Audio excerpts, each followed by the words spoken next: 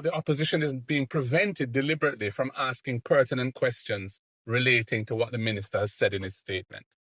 This is a thwarting of the democracy. It makes a mockery of the parliament, and it's an abuse of the powers of the speaker.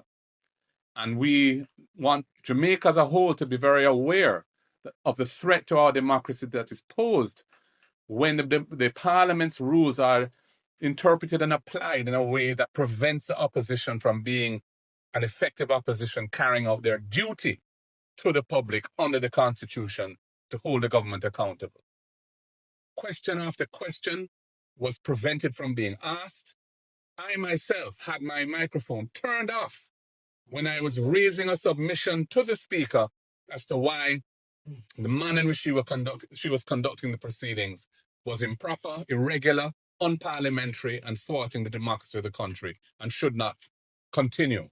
She shut us down, and we felt compelled to respond by taking ourselves out. We didn't have any other recourse at the time, but we will be considering other approaches going forward. We don't intend to absent ourselves from proceedings as a general practice. That is a last resort.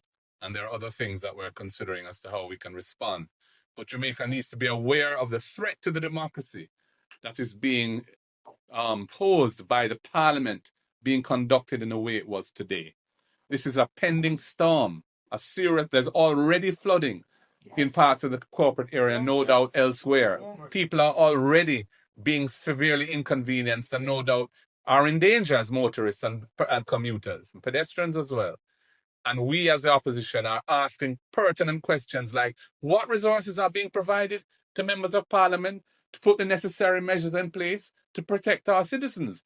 There may be drains that need to be cleared. There may be vulnerable people that need to have some kind of food support. And these questions were not allowed to be asked. We can't function like this as a democracy, and we must stand up to it. There's one other point we want to make, which is to do with the way in which the Speaker is operating concerning the scheduling of who can ask questions when. So there's this new microphone system. It's about how old now, would you say? About 2 years. About 2 years old, which she controls as Speaker. And today she issued some kind of ruling as to how we are to conduct ourselves going forward. She wants us to raise our hands like children in a classroom when we want to ask questions. The microphone has a sequencing feature to it, so that people who want to ask a question press the button, it turns on a green light, and when you're recognized by the speaker, the light turns red, and the mic is then open, and you can speak. That is not the system that she wants to deploy. Instead, she wants us to raise our hands, and when we catch our eye, she can decide who should speak and what. If she catches our eye, she will decide who can speak and when. That is not in the standing orders. That is not in the rules of the House.